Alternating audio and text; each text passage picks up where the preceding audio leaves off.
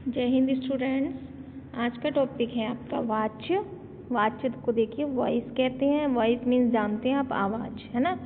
तो यहाँ पर सेंटेंस के बारे में क्या बताया गया है कि हमें सेंटेंस का प्रयोग हम किन किन साधनों से करते हैं, इसमें हमें किन किन चीज़ों की आवश्यकता पड़ती है, जिस तरीके से एक संपूर्ण वाक्य बनता है। तो किन किन चीज़ों से बनता है? कर्ता के द्वारा, कर्म के द्वारा और क्रिया के द्वारा। तो यहाँ पर कर्ता, कर्म और क्रिया, इन तीनों को अलग अलग भागों में बांटा गया है। तो उसको किस तरीके से बांट सकते हैं हम? कर्तावाच्य, कर्मवाच्य और क्रिया मतलब भाववाच्य। तो इन चीज़ों में बांट सकते हैं। तो अब हम देखेंगे कि वाच्य किसे कहते हैं। आप देखेंगे यहाँ पर वाच्य का अर्थ क्या है? बोलने का विषय। बोलने का विषय क्या कहलाता है? कोई भी बात जब कही जाती है तो वो बोलने का विषय कहलाती है। जैसे निम्नलिखित वाक्य देखेंगे। सचिन पतंग उड़ाता है। सचिन द्वारा पतंग उड़ाई जाती है। सचिन से चला नहीं जाता। देखिए यहाँ पर 3 सेंटेंस है, तीनों मतलब एक ही के बात कही गई है लेकिन अलग अलग तरीके से। तो आप देख रहे हैं कि पहले वाक्य में क्रिया का जोर है सचिन पर। क्रिया का जोर किस पर है? सचिन पर। यानी कि पतंग कौन उड़ाता है? सचिन।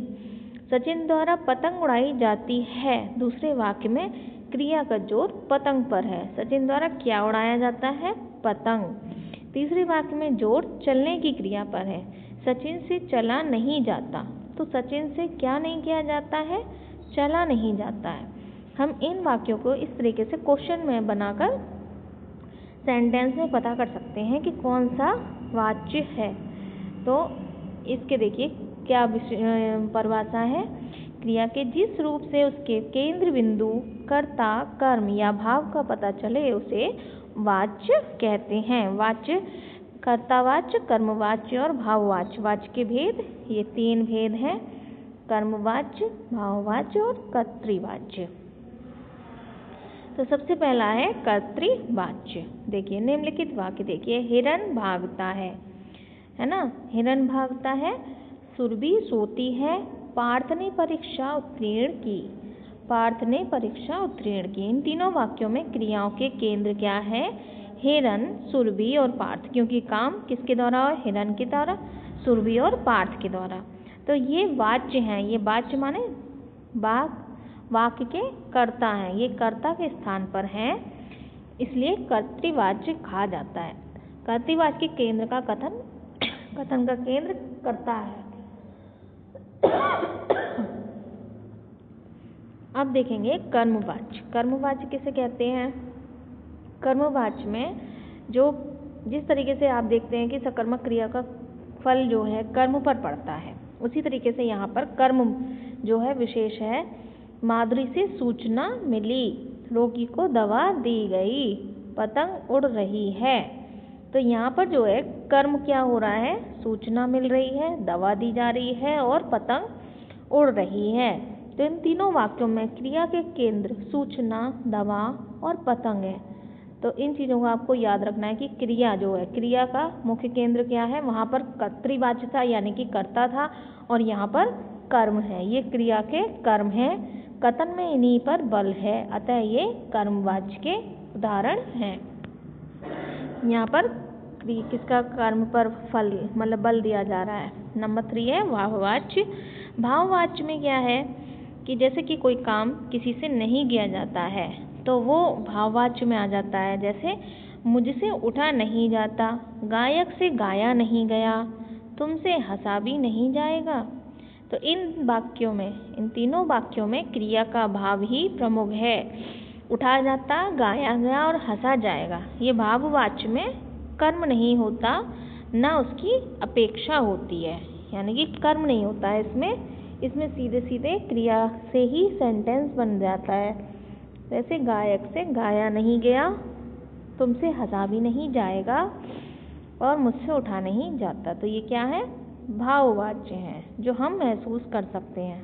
ठीक है। जैसे कि गायक जो होता है, अगर वो गाना बीच में छोड़ दे तो आप क्या कहेंगे? गायक से गाया भी नहीं गया कोई पोएम पढ़ता है बच्चा, उसको याद नहीं रहता है, तो आप क्या कहेंगे, उससे तो कविता भी नहीं बोली गई। तो इस तरीके से हम उसको समझ सकते हैं, वो भाववाच्य कहलाता है।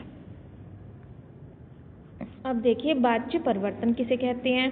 वाच्य परिवर्तन जब हम किसी वाच्य को दूसरे वाच्य में बदल देते हैं। तो कर्तृवाच्य को कर्मवाच्य में कैसे बदलना है।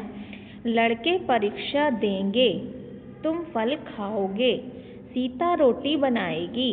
देखो यहाँ पर जो है काम वो खुद हो रहा है कि इनको दिया जा रहा है ना, कर्तृवाच्य यानी कि कर्ता करेगा ऐसा काम।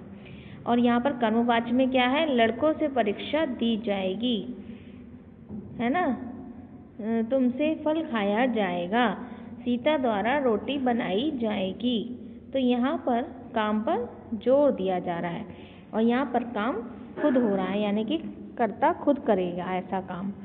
और यहाँ पर काम को बताया जा रहा है कि किस तरीके से काम किया जाएगा। कर्मवाच्य को कर्तृवाच्य में कैसे बदला जाता है। हमसे गेंद नहीं फेंकी जाएगी, हम गेंद नहीं फेंकेंगे, है ना। कर्मवाच्य क्या है, जिसमें कि काम किया जा रहा है। हमसे गेंद नहीं फेंकी जाएगी, इसमें किसी काम को करने के लिए मना किया जा रहा है, लेकिन यहाँ क्या हो रहा है, हम गेंद नहीं फेंकेंगे, यानी कि कोई काम नहीं किया जाएगा। ये कर्मवाच्य है। यहाँ कर्तृवाच्य, कर्ता जो है अपने आप कहता है, और कर्मवाच्य में क्या हो रहा है कि उनसे मना किया जा रहा है, यानी कि नहीं होगा ऐसा काम। हमसे यह सब्जी नहीं खाई जाएगी, हम ये सब्जी नहीं खाएंगे। तो कोई काम कर्म पर डिपेंड होता है। कर्म यानी कि हमसे गेंद नहीं फेंकी जाएगी, ये क्या है, कर्मवाच्य है। कर्तृवाच्य से भाववाच्य बनाना। कर्तृवाच्य से भाववाच्य में कैसे बदला जाएगा। हम हंस नहीं सकते, हमसे हंसा नहीं जाता, वह पढ़ नहीं सकती, उससे पढ़ा नहीं जाता। तो यहाँ पर क्या हो रहा है कि काम को बदला जा रहा है, कैसे, जिससे कि काम नहीं हो रहा है, और यहाँ क्या कर रहे हैं, हम नहीं कर सकते ऐसा काम। कर्तृवाच्य जो खुद कह रहा है, कर्ता अपने आप से कह रहा है कि हमसे ये नहीं हो सकता, और भाववाच्य क्या है, उससे ये ऐसा नहीं होगा।